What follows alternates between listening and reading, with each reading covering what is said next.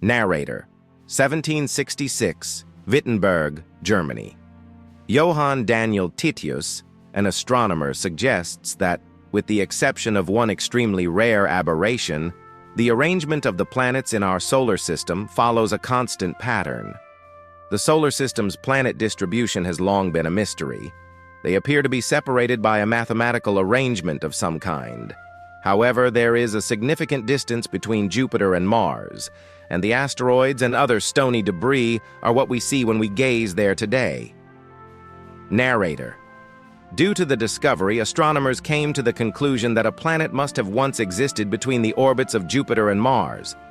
And what is currently inside this gap is a belt of asteroids. These asteroids are thought by many experts to be the remains of a world that was wiped out by a cosmic collision billions of years ago.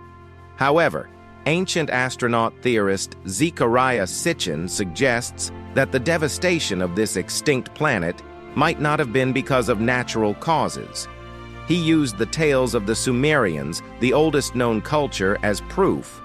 The idea of this amazing cosmic conflict is hinted to in the Sumerian mythology, that the gods engaged in combat with one another throughout the universe, one planet battling another, and throughout this cosmic conflict, one planet was actually totally obliterated. And because of that, they had to rebuild society on a new planet after destroying their own. Narrator. Could there have once been a planet between Jupiter and Mars where sentient life existed? And if so, could it be destroyed? Have they arrived because of an alien conflict? Yes. According to ancient astronaut theories, and a recent NASA discovery might offer proof that the war's survivors sought safety on a celestial body in the asteroid belt. NASA's Dawn probe returned to Earth with pictures of enigmatic bright lights on February 19, 2015, emanating from the surface of Ceres, a dwarf planet. Although some experts believe that something natural is responsible for the lights, higher quality photos have not been able to identify the actual source of the reflections, such as an ice field or escaping gas. The Dawn satellite took even more amazing pictures in June, 4 months later, showing what seems to be a 3-mile-tall pyramid. Martel. These might be constructions of technology. This raises the question of whether they could have been constructed by aliens. Rather than considering the Sumerian creation tales to be mythology, perhaps we ought to review this scientific facts. Narrator. Could additional research on Ceres show proof that it was previously a haven for the people who survived an alien conflict? Yes, according to the Sumerian scriptures, these warring alien factions also sought safety on Earth, according to ancient astronaut theorists. Additionally, they suggest that tales from all across the world of gods engaged in combat in the heavens implies that once the survivors arrived at their new home planet, this unearthly struggle went on. There is evidence of these ancient wars occurring all around the Earth. Greek mythology, Norse mythology, and Mesoamerican iconography were all references to them, and we're always witnessing a struggle for dominance over the planet. Narrator. England's London, March 19, 2002. Gary McKinnon, a 34-year-old Scottish systems administrator, is arrested by British National High-Tech Crime Unit officers and accused of hacking into top-secret computers from the Pentagon and NASA during a 13-month span.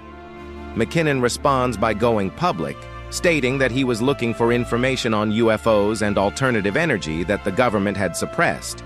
However, he claims that what he discovered instead supports a larger conspiracy.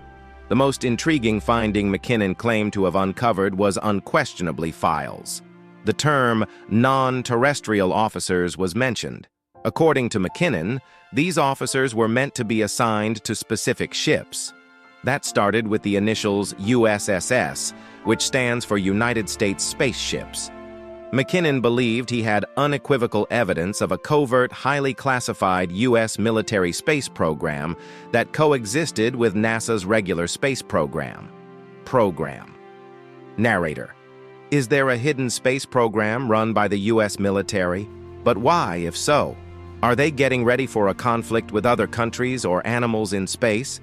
Former Canadian Defense Minister Paul Hellyer claims that American officials are hiding information regarding their interactions with extraterrestrial life. Paul Hellyer. I had access to a lot of information, some of which I found to be really unsettling and terrifying. UFOs exist. They had been in contact with the US administration. Narrator. Hellyer made waves in September 2005 when he declared openly that UFOs are real. Later on, he would assert that multiple races of extraterrestrial creatures are visiting Earth, a notion that astronaut Edgar Mitchell supports, the sixth individual to set foot on the moon. Hellyer. We asked Ed Mitchell, an Apollo astronaut, to supper when he visited Toronto shortly after I became public. "How many species do you think there are?" he asked me. Then I said, "Somewhere between 2 and 12. His response was, "Yes, that's what I think too." What has transpired over the years is that the number continues to rise. Tsoukalos. I believe that there are numerous species in the world, just as there are numerous species on Earth. Wilcock. I've been told directly by sources that we already have diplomatic ties with a number of alien life forms and civilizations. Hellyer. I am aware that they have 2 or 3 different species of greys, for instance.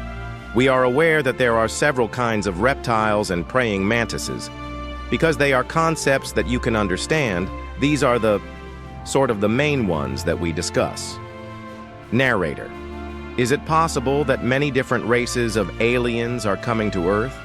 If yes, do they all belong to the same confederation?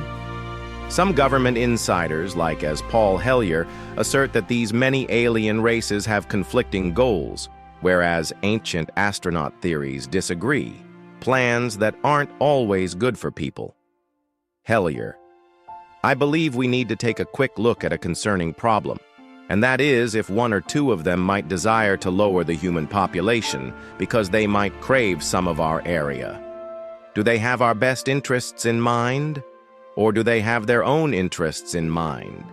If so, we ought to learn about it before it's too late. Of the ancient world, Greece's Mount Olympus.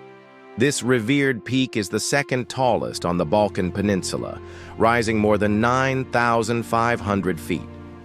Ancient mythology also states that it was the chosen residence of the Olympians, eternal deities. Richard Rader. The gods reside in an especially enigmatic dwelling hidden atop Mount Olympus, where they rest in perfect immortality for the duration of their lives. Even now, clouds still collect on its summit. It is believed that the god's dwelling is located there, up in the clouds, out of your line of sight. Narrator. The ancient Greeks considered Mount Olympus to be sacred. Furthermore, the city of Dion, which is situated at the base of the mountain, in the 5th century BC, it developed into a significant hub for religious worship and pilgrimage. Dion was at Mount Olympus's foothills, and it was thought to be a location of power. Alexander the Great visited Dion in the 4th century BC before beginning his extensive invasion of Asia. There's something special about this location, really significant in relation to the mountain. Mount Olympus captivated the Greeks, who thought that actual people, actual gods, were residing there. They thought the gods were furious when they witnessed lightning strikes, storm clouds, and natural calamities. William Henry. The Olympians were enormous creatures of the sky, who came down to Earth and used Mount Olympus as their base. The ancients thought they were actual beings because of their interactions with mankind. David Childress. Historians thought the Greek legends were entirely mythical for a long time. However, in 1870, Heinrich, a German archaeologist, Troy was found by Schliemann. The tale of the Oracle of Delphi and the god Apollo communicating through it is comparable. The precise location of the Oracle of Delphi has finally been determined by archaeologists. Thus, we may now be certain that some of the Greek tales are authentic. Therefore, Is it plausible that the Olympian myths are also accurate? William Henry. They might have been extraterrestrials who came to this planet to have an impact on humanity. Narrator. Could ancient Greek mythology be real?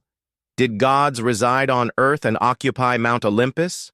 And if so, do some ancient astronaut theorists think that those strong gods were extraterrestrials? The Olympians were the offspring of the Titans, another family of gods believed to reside atop neighboring Mount Othrys, according to the writings of the Greek poet Hesiod from the 9th century BC. The Olympians, using Mount Olympus as their headquarters, launched a bloody uprising against the Titans because they were fed up with their harsh reign. Crashing, lightning, yelling. The battle was fought on the plains in between the mountains, and the command was given from the mountains. And the conflict continued. Yelling, the Titans were ultimately subdued by the Olympians. Giorgio A. Tsoukalos. This majestic mansion and the temple walls are always mentioned when we hear about Mount Olympus. Were constantly glistening with silver or gold, and there were several tiny lights that they referred to as gems, some of which were blinking. From a contemporary standpoint, however, what if Mount Olympus and Mount Othrys were essentially the headquarters where the Titans and Olympians planned their battles? Additionally, when I mention command positions,